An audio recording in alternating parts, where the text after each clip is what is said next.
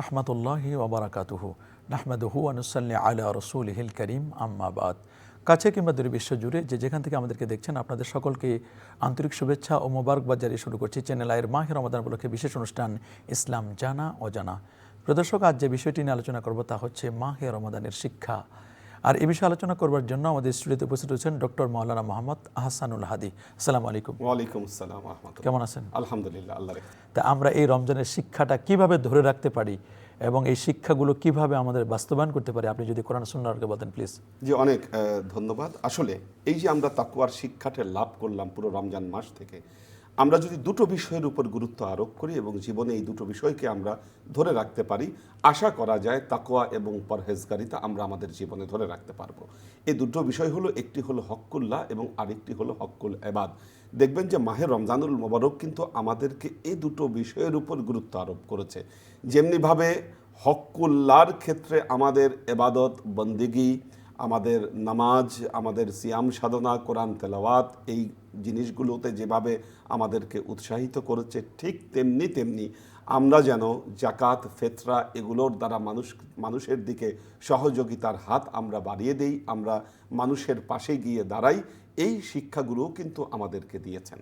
তো যেমন একটু যদি বিস্তৃতভাবে যদি বলতে হয় যে হক্কুল্লাহর ক্ষেত্রে মাহে রমজানুল মোবারক যখন এসেছিল, তখন কিন্তু আল্লাহ এই মাসের যে এবাদতের যে মান, এটাকে কিন্তু বৃদ্ধি করে দিয়েছেন। এই মাহে রমজানুল মোবারকে যে যত এবাদত বন্দিগি করেছে সব কিন্তু ফরজ এবাদত বন্দিগি হিসাবে আল্লাহ কাউন্ট করে নিয়েছেন। অমাং তাকররাবা ফীহি খাসলাতান মিনাল খাইর কামান আদ্দা ফারিদাতান ফীমা সাওয়া, সব আল্লাহ ফরজ এবাদত হিসাবে কবুল করে নিয়েছেন। বান্দা যেন ফরজের প্রতি আকৃষ্ট হয়, অভ্যস্ত হয়ে দাঁড়ায়। কাজেই মনে রাখতে হবে, রমজানের শিক্ষাকে যদি আমরা কাজে লাগাতে চাই বা পারি, আমরা যে নামাজের 5 ওয়াক্ত নামাজের সাথে আমরা পায়বন্দ হয়েছিলাম, এই নামাজ রমজান যাওয়ার সাথে সাথে যেন আমরা ছেড়ে না দেই। দ্বিতীয়ত হলো, আপনি কোরআন তেলাওয়াতের কথা বলেছেন, যে খুবই গুরুত্বপূর্ণ একটা বিষয়, যে রমজানের সাথে যে কোরআন তেলাওয়াতের যে একটা সম্পর্ক। কোরআন উম্মতে মুহাম্মদীর হক এই কোরআনকে চর্চা করা, এই কোরআনকে তেলাওয়াত করা, এই কোরআনের শিক্ষাকে ধারণ করা এবং জীবনে প্রতিষ্ঠা করা। দেখা গিয়েছে যে রমজান আসার পর আমরা যে কোরআন চর্চা করি, বাকি 11টা মাস আর এই কোরআন চর্চা কিন্তু আমরা করি না। কিন্তু কোরআন এমন একটি গ্রন্থ, এটা সর্বক্ষণিক পঠিত গ্রন্থ, এই জন্য নামকরণই করা হয়েছে কোরআন, যেটা সবসময় এটা আমাদেরকে তেলাওয়াত করতে হবে। এবং আল্লাহ একটা মারাত্মক কথা বলেছেন, আমান আ'রাদা আন যিকরি ফাইন্না লাহু মাঈশাতান দানকা ওয়া নাহশুরুহু ইয়াওমাল কিয়ামাতি আ'মা। যে ব্যক্তি এই কোরআনকে পরিত্যাগ করলো বা কোরআন থেকে মুখ ফিরিয়ে নিল, আল্লাহ বলতেছেন আমি তার রুজি রিজিককে সংকীর্ণ করে দেব। মারাত্মক কথা। আমরা যদি কোরআন ছেড়ে দেই, কোরআন চর্চা না করি, আল্লাহ আমাদের রিজিককে সংকীর্ণ করে দেবে। শুধু তাই না, ওয়া নাহশুরুহু ইয়াওমাল কিয়ামাতি আ'মা, কাল কিয়ামতের ময়দানে আমি তাকে অন্ধ করে তুলব। আল্লাহকে বলবে, রব্বি লিমা হাশারতানি আ'মা ওয়া কাদ কুনতু বাসীরা, দুনিয়ায় তো আমাদের দৃষ্টি ছিল, আজকে কেন আমাকে অন্ধ করে তুললা? আল্লাহ তরফ থেকে বলা হবে, কাযালিকা আতাতকা আয়াতুনা ফানাসিতাহা ওয়া কাযালিকাল ইয়াওমা তুনসা, দুনিয়ায় থাকতে তোমার কাছে আমার আয়াত গিয়েছিল, তুমি ভুলে গিয়েছিলে এই আয়াতকে, এই জন্য আজকের দিন আমি আল্লাহ তোমাকে ভুলে গেলাম। আমাদের মনে রাখতে হবে, এই রমজান মাস আমরা প্রতিদিন সাহারির সময় উঠেছি, আর সাহারি কিন্তু একটা সুযোগ। আমরা তাহাজ্জুদের নামাজ কিন্তু অনেকেই এই সাহারির সময় আদায় করে থাকেন, অথবা রাতে তো তারাবির নামাজ তো আদায় করেছেন। রমজান গেলে তো আর তারাবি নাই, কিন্তু এই তারাবির অভ্যাস ধরে রেখে আমরা তাহাজ্জুদের সময় যদি আমরা তাহাজ্জুদের নামাজটা আমাদের জীবনে অভ্যাস করতে পারি, এই তাহাজ্জুদের নামাজ কিন্তু আমাদের তাকওয়া পরহেজগারিতা বৃদ্ধি করে দিতে পারে। কারণ এই নামাজ আল্লাহ নবীর উপর ওয়াজিব ছিল, উম্মতের জন্য আমাদেরকে নফল করে দেওয়া হয়েছে। কিন্তু আল্লাহ কিন্তু পবিত্র কোরআনে এটা একটা গুরুত্ব আরোপ করেছেন, যে আমিনাল লাইলি ফাতাহাজ্জাদ বিহি নাফিলাতাল লাক আসা আইয়াবআসাকা রাব্বুকা মাকামাম মাহমুদা। এই যে আল্লাহ তার নবীকে মাকামে মাহমুদার ওয়াদা করেছেন এই তাহাজ্জুদ নামাজের বিনিময়ে। এর সাথে সাথে দেখবেন রমজান মাস আমাদেরকে আরেকটি মহৎ শিক্ষা দিয়েছে। আল্লাহর নবী বলেছে যে এই রমজান মাস এসেছে, তুমি নিজে ইফতার করবে আর তোমার আশেপাশের মানুষ ইফতারহীন হয়ে থাকবে। দেখেন আল্লাহর নবী কিভাবে সহানুভূতির শিক্ষাটা আমরা পেয়েছি। জি, আমরা কিন্তু সহানুভূতির শিক্ষাটাও কিন্তু পেয়েছি, যে গরিবকে তোমরা ইফতার দাও। বিশেষ করে এই যে ঈদের সময় ঘনিয়ে এসেছে, ফেতরা সাদাকাতুল ফেতর এটাকে ওয়াজিব করে দিয়েছেন। ফেতরার উদ্দেশ্যই কিন্তু তুআমুলিল মাসাকিন ওয়া তাহারাতুল লিস-সায়িম, একজন রোজাদার তার রোজার যেন পবিত্রতা যেন অর্জন হয়, আর ঈদের দিনে যারা আসলে গরিব দুস্থ দুঃখী মানুষ, এরা যেন খাবার পায়। সুতরাং আমাদেরকে কিন্তু এই যে সহানুভূতির শিক্ষাটা যে এই রমজান মাসে দিলেন, যে তুমি তোমার আনন্দ একা তুমি ভোগ করবা আর তুমি বাকিদের সাথে তুমি আনন্দ তুমি শেয়ার করে নিবা না, এটা যেন না হয়। এবং আরেকটি সহি ইবনে খুজাইমার একটি হাদিস খুব গুরুত্বপূর্ণ, যে রমজান মাস আসলে আল্লাহ নবী মেম্বার নিয়ে আসতে বলেছিলেন, মেম্বারের 3 ধাপে পা রেখেছিলেন, আল্লাহ নবী 3 বার বলেছিলেন আমিন। তখন সাহাবায়ে কেরাম জিজ্ঞাসা করলেন, ইয়া রাসূলুল্লাহ, এরকম তো করতে কখনো দেখি না, আপনি এটা কেন করলেন? আল্লাহ নবী বললেন, প্রথম ধাপে যখন আমি পা রেখেছি তখন আমাকে জিবরাইল আমিন জানিয়েছে, যে ব্যক্তি আপনার নাম উচ্চারিত হয়েছে, আপনার উপর দরুদ পড়ে নাই, তার উপর লানত হোক। আল্লাহ নবী বললেন, আমি এই দোয়াকে কবুল করে বলেছি, আল্লাহুম্মা আমিন, আল্লাহ তুমি কবুল করো। দ্বিতীয় ধাপে পা রাখলাম, বললেন যে তার পিতামাতা উভয়কে অথবা যে কোনো একজনকে বৃদ্ধ অবস্থায় পেল, তাদের খেদমতের মাধ্যমে জান্নাত হাসিল করতে পারলো না, তার উপর লানত হোক। আমি বলেছি আল্লাহুম্মা আমিন, আল্লাহ তুমি এই দোয়াকে কবুল করো।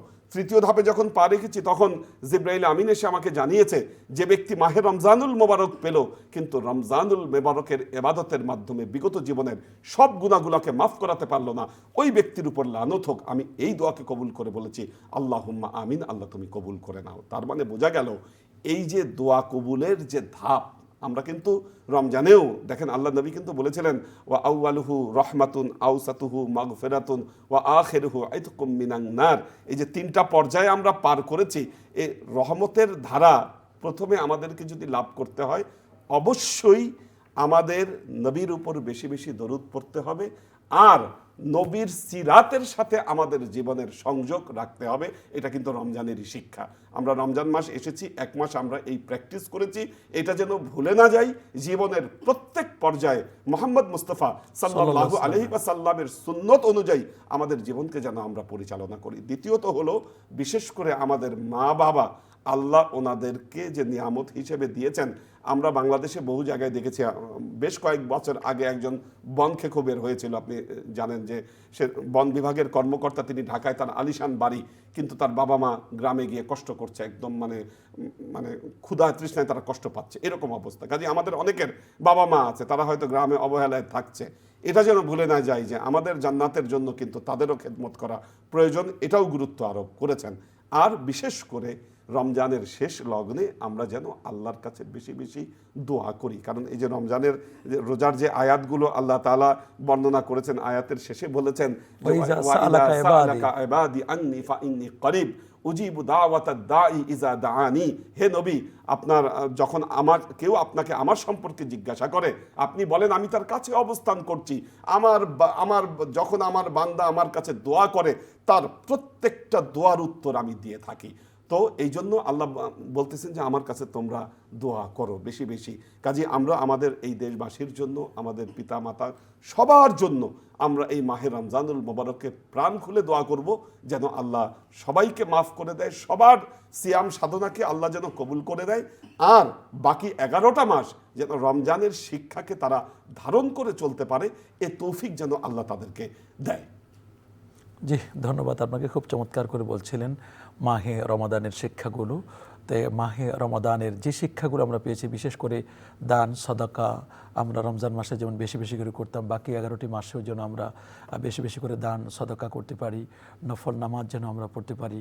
এবং একটু যোগ করব, আরেকটা জিনিস একটু যোগ করব, যে রমজানের শিক্ষাটা ধরে রাখার জন্য এই যে রমজান পরবর্তী যে শাওয়াল মাস আসতেছে, এই শাওয়াল মাসে কিন্তু 6টা রোজা আপনি জানেন, এবং এই 6টা রোজার ব্যাপারে আমাদের নবী একটি কথা বলেছেন, যে মান সামা রমাদানা সুম্মা আতবাআহু সিত্তাম মিনাশ শাওয়াল ফাকাআন্নামা সামাদ দাহরা কুল্লাহু বিল কামাল।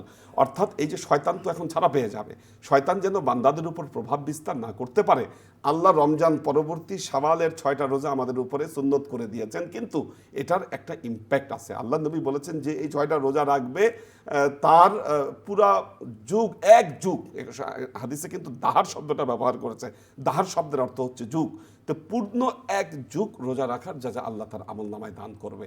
সুতরাং আমাদের রমজানের শিক্ষা ধরে রাখার জন্য শাওয়ালের এই রোজাগুলো যেন আমরা পালন করি, আর প্রতি বছর কিন্তু অনেক নফল রোজা করা যায়।